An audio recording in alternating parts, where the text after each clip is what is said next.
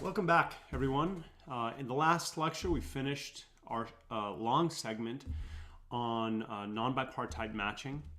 And now we're moving on to a new topic of matroids. So let's start with the definition.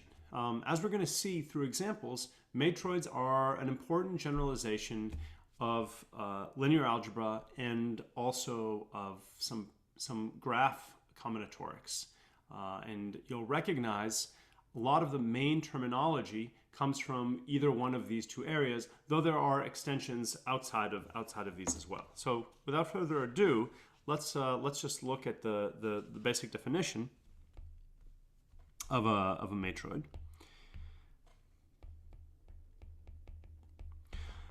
A matroid is basically a ground set, which is a finite set, and then a set of subsets. So let's let E denote a finite set. You can think of E as being the nodes of a graph, for example. And let's let this calligraphic or script I denote some collection of all possible subsets, and we don't want this to be trivial, so it's not the empty collection. And E and I together have to satisfy the following two in order to be called a matroid.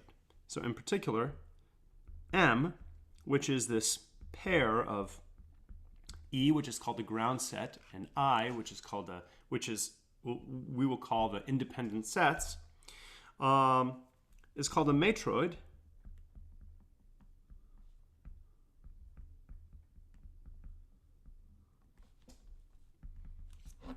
if two properties are satisfied. One is sometimes called the downward closed property.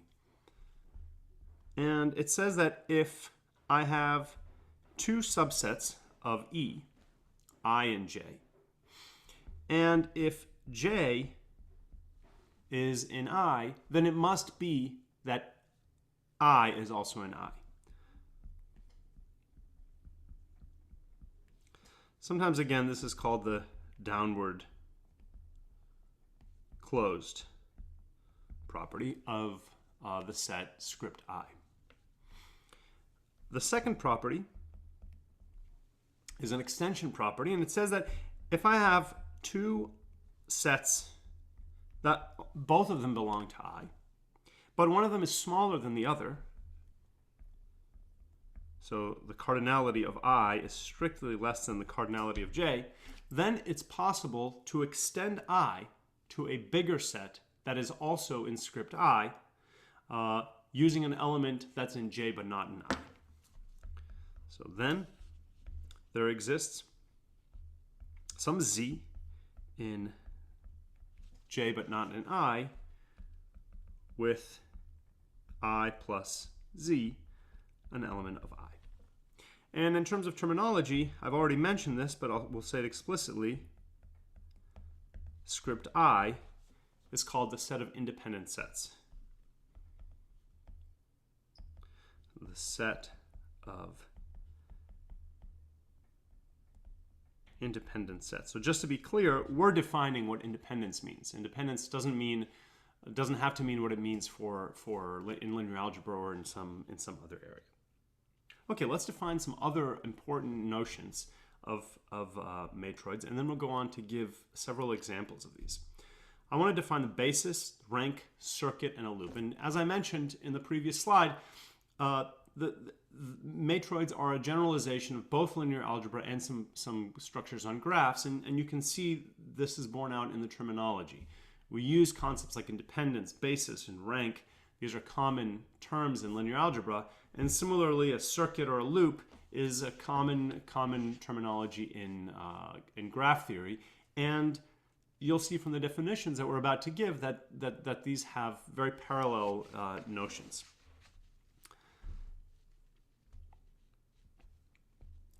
So, given a matroid, M, which again is made up of our ground set and a set of independent sets, then for U, some subset of E,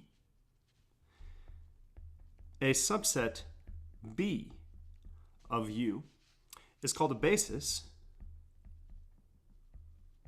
or a base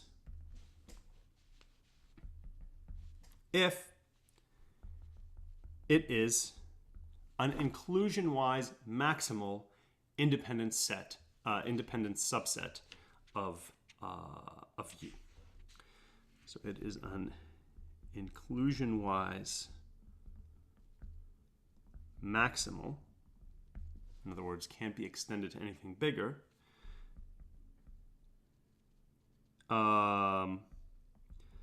subset of U that is also independent. In other words, B is in script I. And an important lemma is that for any two bases of U, they have the same cardinality.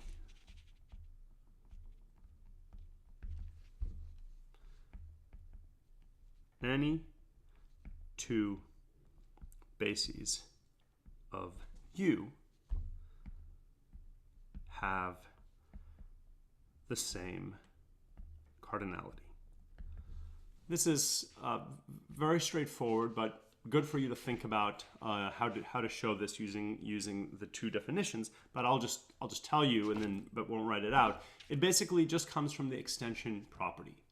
So if you have two bases, one is bigger than the other, then by the extension property, that means we could extend the size of one basis, and it would still be an independent set, but then that would violate the fact that a base is called a base only if it's inclusion-wise maximal.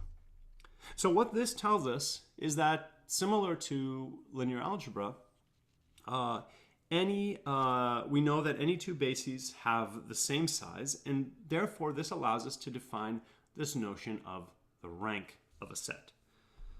So this allows us to define the rank function.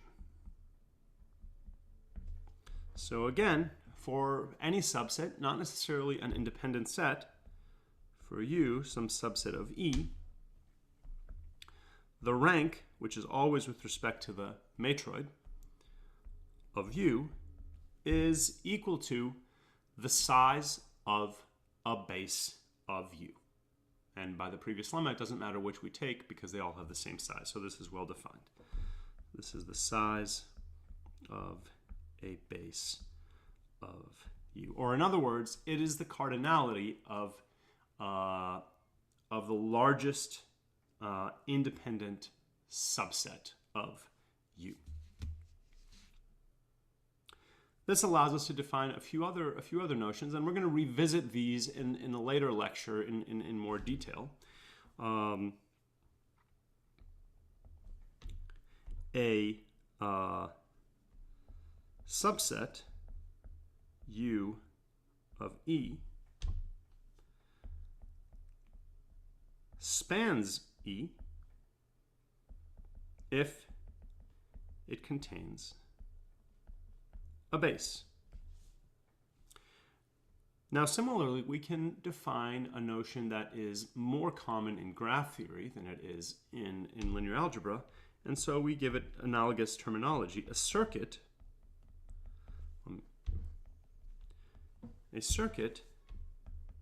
is an inclusion-wise minimal dependent set.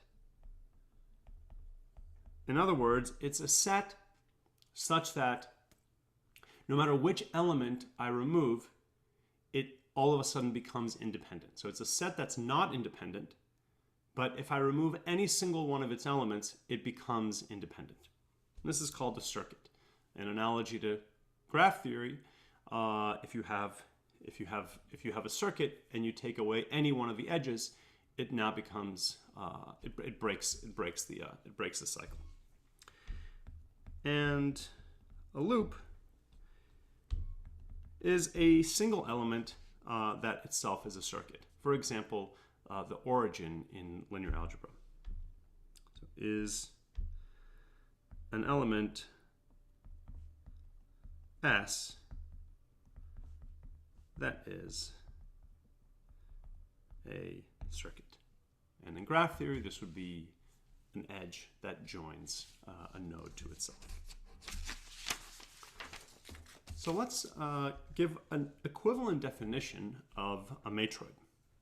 And I'll write it as a theorem. Sometimes it's more convenient to use this. On the surface, it looks like a weaker definition, but in fact, it's equivalent. So again, for E and I, satisfying the downward closed, or sometimes called the hereditary property. In other words, satisfying the first property in the definition of a matroid on the first slide of these lectures. The theorem says that EI is a matroid if and only if it satisfies a property that replaces the second property, so I'll call it 2 dash. If I and J are independent sets, so the extension property tells us that if J has cardinality bigger than I, then we can extend I. This says the very similar thing, but a little bit more specifically.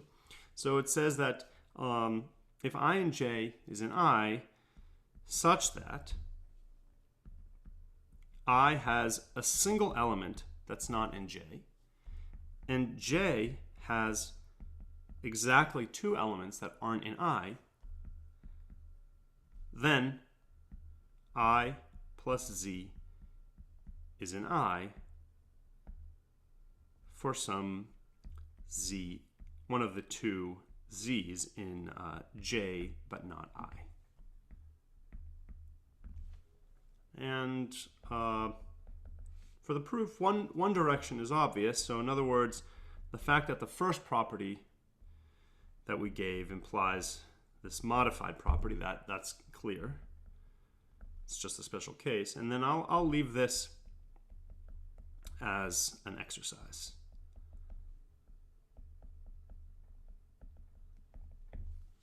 Sometimes this is a more convenient property for which to check that something satisfies the properties, the required properties of a matrix. Now let's turn to some definitions.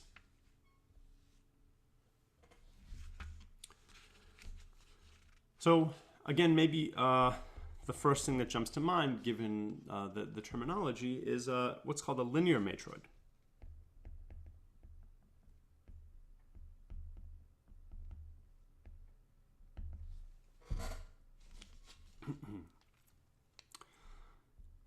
So a matroid, I'll use the same terminology we've been using, M is equal to EI, is a linear matroid if there exist vectors v1 all the way to vn, where n is equal to the cardinality of the ground set E, and each vi is an element of some vector space. So for now, I'll just write this as Rd, or some other vector space such that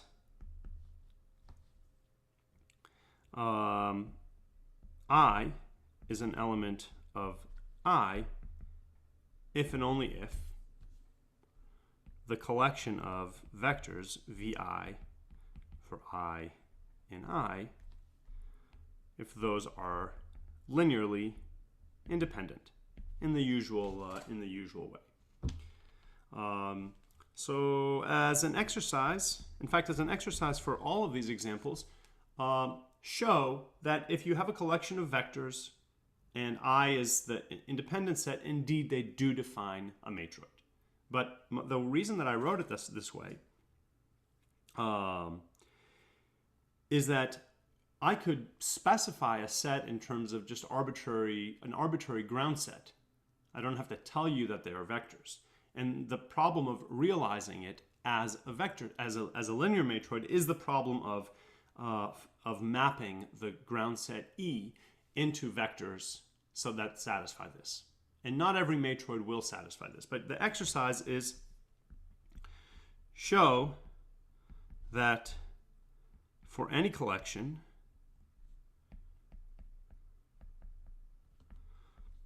of V1 to Vn in Rd, and I defined as the linearly independent subsets,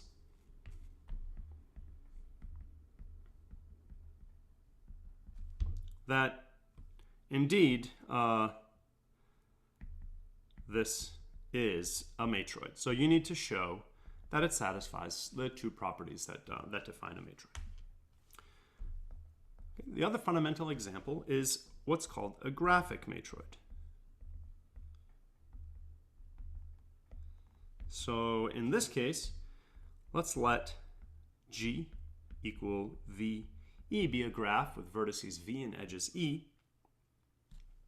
And in this case, let's let I be the subsets of E that form a forest. A forest is a union of trees, something without a cycle. Again, same exercise. Show that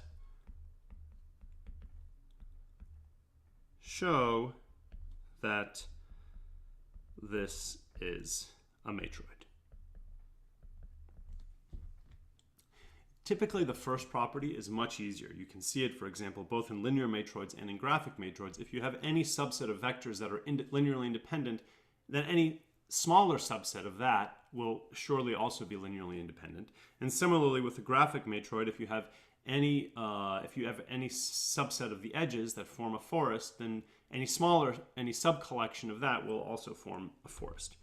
What if anything requires checking, it's typically showing that this extension property.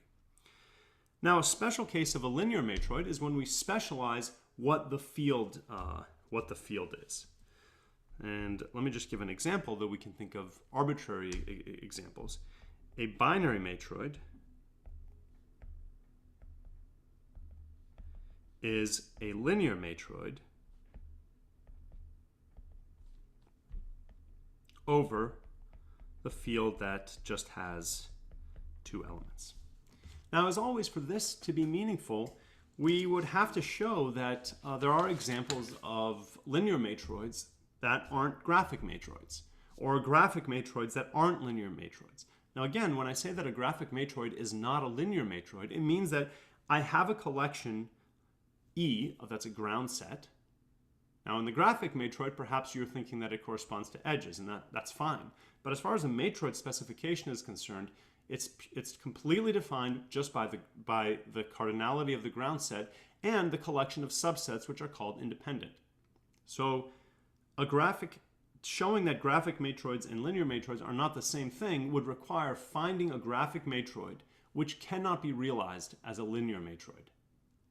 So for now, I'll leave that to you to think about. We're not going to go into that now. Suffice it to say that indeed it is the case that these are distinct examples in that sense. Okay, some other examples. Maybe the most basic example of a matroid is the uniform matroid. And this is the uniform matroid is the setting where I is all subsets of cardinality K. Again, cardinality at most K.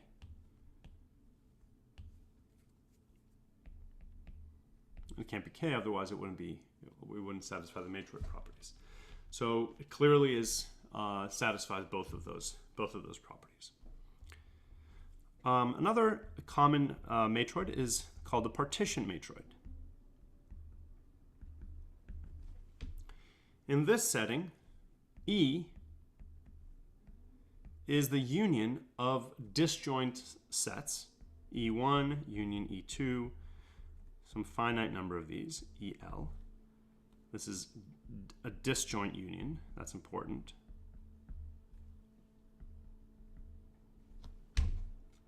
And it's also specified the same way that a uniform matroid is specified by the integer k. This is specified by L integers, k1 up to kl. And in this setting, the independent sets are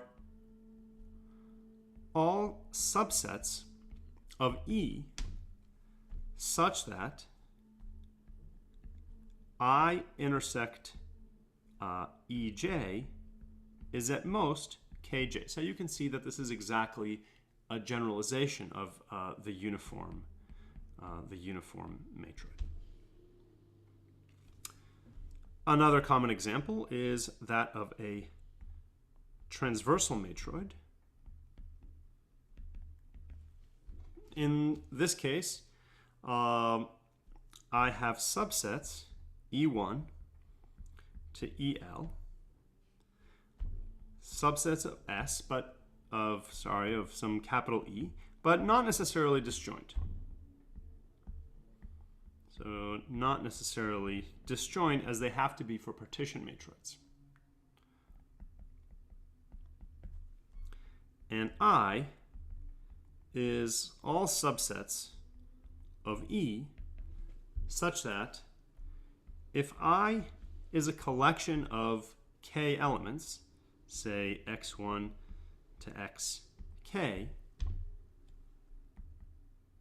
then xj has to be an element of Eij with these indices disjoint, with I1, I2, up to Ik disjoint.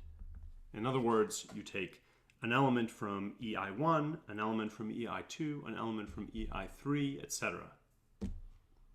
So that means that if, for example, E1 and E2 have an intersection, then the subset I could have two elements from E1, but that's because it can be interpreted as having one element from E1 and one element from E2, etc.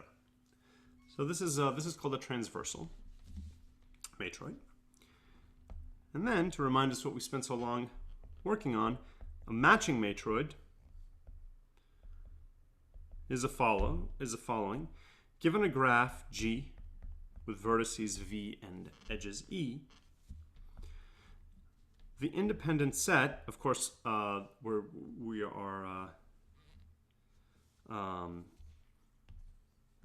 me be a little bit more careful.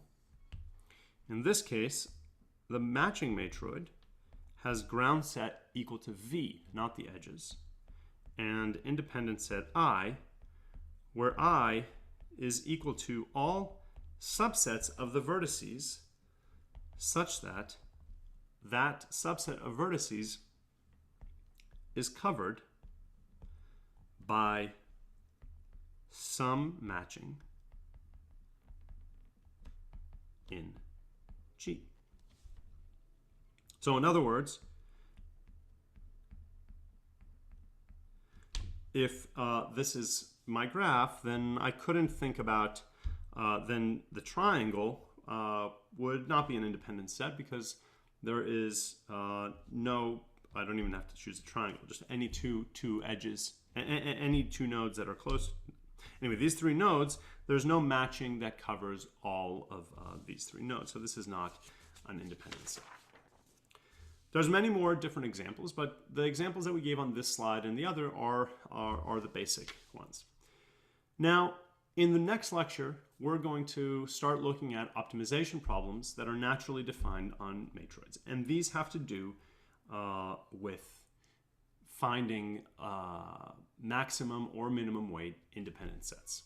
So we're going to pick that up in the next lecture.